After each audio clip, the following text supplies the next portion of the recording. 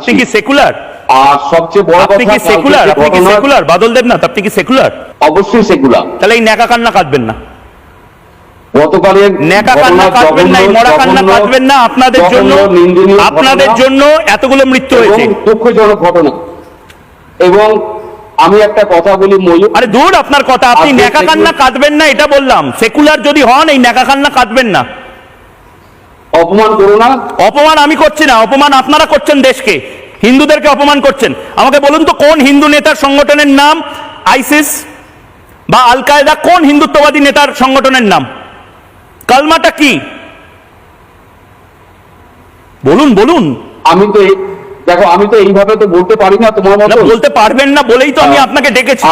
আমি হাত জোর করে ক্ষমা চান। আমি এইভাবে বলতে ঝগড়া করার ঝগড়া করছি না নেই বাদল দেব না। আমি একটা কথা বলি, আমি বলছি ক্যাম্পেইন শুরু। ভারতের সংবিধানে কিসের সংবিধান? ঘটনা, ও বাবা, কালকের যে ঘটনা, জঘন্য জঘন্য দুঃখজনক নির্দিষ্ট ঘটনা। কারা মেরেছে? ভাবা যায় না। কারা মেরেছে? যারা মেরেছে, কারা মেরেছে? তাদের না আছে কোনো ধর্ম। কারা মেরেছে? ভাসুর হয় নাকি আপনার? আপনার ভাসুর হয়? মুখে আনতে পারেন না নাম? না জাত মানে জামাই হয়? প্লিজ চলে যাচ্ছি আমি। আরে কারা মেরেছে? আমি চলে যাচ্ছি। আরে চলে যাচ্ছেন কি? পাকিস্তানে চলে যাচ্ছেন? বিজেপির দালালি করা আর বাংলার চারা আনার এই সাংবাদিক গোবর ঘোষ, ময়ূক রঞ্জন ঘোষ, যাচ্ছে তাই মানুষ। এর কথা শুনে যদি আপনার রক্ত গরম না হয় তাহলে আপনি কিসের মানুষ? কিভাবে কথা বলছে দেখেছেন? ডেকে এনে অপমান করছেন রীতিমতো। এই ময়ূক ঘোষ সংবিধান বিরোধী কথা বলল না, একে ঘাড় ধাক্কা দিয়ে দেশের বাইরে বার করে দেওয়া উচিত। মুখ্যমন্ত্রী মমতা ব্যানার্জি বা তৃণমূল সরকার এখনো পর্যন্ত কেন এই ময়ূক রঞ্জন ঘোষের বিরুদ্ধে ব্যবস্থা নিল না? বামপন্থী আইনজীবীরা অলরেডি কেস করেছে, কিন্তু সরকারের তরফ থেকে একটা কথা খরচা করা হয়নি। এই ময়ূক রঞ্জন ঘোষের বিরুদ্ধে কোনো ব্যবস্থা নেওয়া হয়নি। বুঝুন কেন ব্যবস্থা নেওয়া হয়নি, কোথায় সব সেটিং রয়েছে। এই গোবর ঘোষ ভুলভাল বলে যাবে আর আপনারা চুপচাপ শুনবেন, সেটা হতে পারে না। আপনারা কমেন্ট করুন, যা মনে আসছে এই ময়ূক রঞ্জনকে বলুন। এই ধরনের সাংবাদিকতা, নিম্নমানের সাংবাদিকতা কার চাটুয়াগিরি করছে? এই ময়ূক রঞ্জন ঘোষ শুধু সেকুলারিজমের নিন্দা করেনি, সংবিধানের নিন্দা করেছে। কি করা উচিত? একে কি করা উচিত? প্রশ্নের উত্তর আপনারা দেবেন। বাদল দেবনাথ যথেষ্ট ভালো মানুষ, যার ফলে এই ধরনের অপমান উনি সহ্য করে গিয়েছেন। এই ময়ূক রঞ্জন ঘোষের ক্ষমতা রয়েছে শতরূপকে ডেকে এইভাবে অপমান করার? মুখে ঝামা ঘষে দিত, ময়ূক রঞ্জনকে ল্যাংটো করে বাড়ি পাঠিয়ে দিত। এই যে কৌস্তব চ্যাটার্জি, সৈকত গিরি যেভাবে চাঁচা ছোলা ভাষায় দেয়, এই ময়ূক রঞ্জন ঘোষকে এইভাবে চাঁচা ছোলা ভাষায় দিতে হবে। গতকাল একজন প্রফেসর যে ভাষায় কথা বলেছেন, উনি তো শিক্ষিত প্রফেসর, আর উনি তো অসভ্যের মতো, ময়ূক রঞ্জন যেমন অসভ্য, ওর মতো তো আর কথা বলতে পারবে না। উনি যথেষ্ট ভালোভাবে বুঝিয়ে দিয়েছেন সেকুলারিজম মানে কি, উনি ভালো মতো বুঝিয়ে দিয়েছেন হিন্দু ধর্ম, হিন্দু রাষ্ট্র, কোনো আপত্তি নেই, কিন্তু বিজেপি কি সেগুলো পারবে? আলোচনা করব, অন্য একটা ভিডিওতে আলোচনা করব। শতরূপকে ডেকে দেখা তোর কত বুকের পাটা রয়েছে।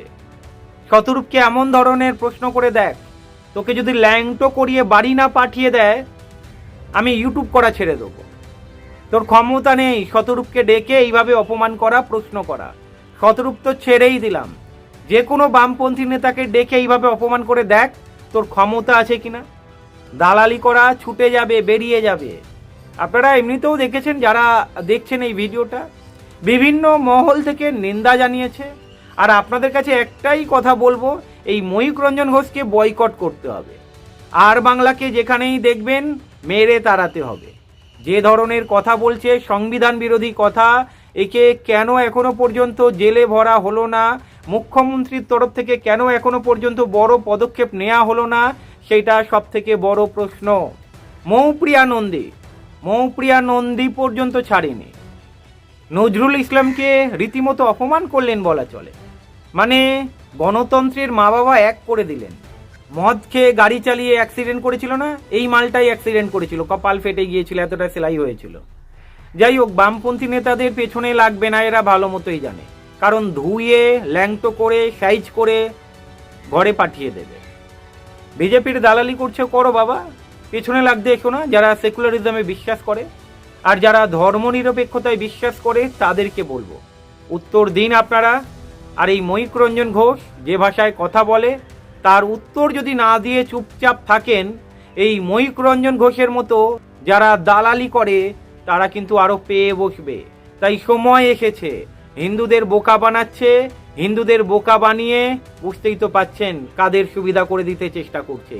আর কিছু অংশের বোকা হিন্দু যারা ভাবছে বিজেপি অনেক কিছুই করবে, আপনাদেরকে বলছি, এই ময়ূক রঞ্জন ঘোষ কিন্তু কথায় কথায় নরেন্দ্র মোদীকেও অপমান করলেন, অটল বিহারী বাজপেয়ীকেও অপমান করলেন, কারণ ওনারাও বলেছিল গণতন্ত্রে বিশ্বাস রাখতে হবে, ধর্মনিরপেক্ষতার উপরে কোনো কথা হতে পারে না।